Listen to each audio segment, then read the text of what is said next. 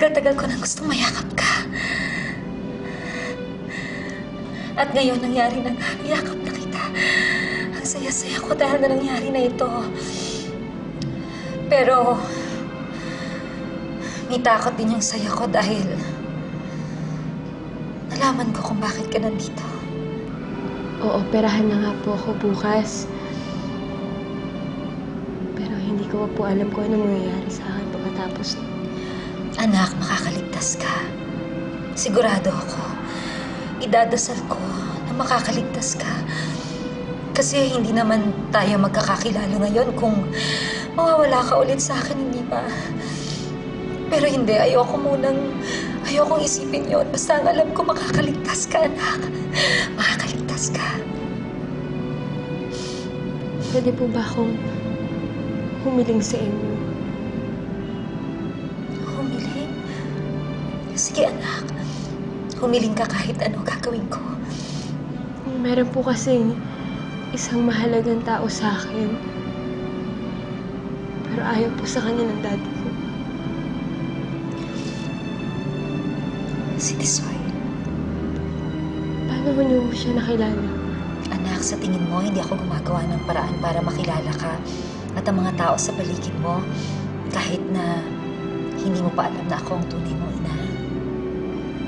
Kung ganun po pala, hindi na ako mahihirapan.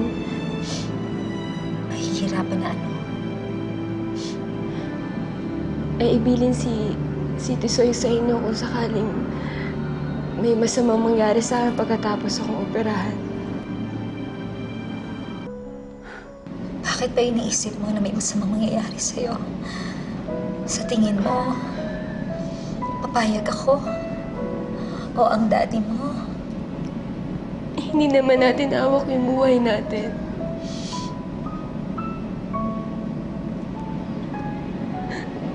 Gusto ko pa po mabuhay.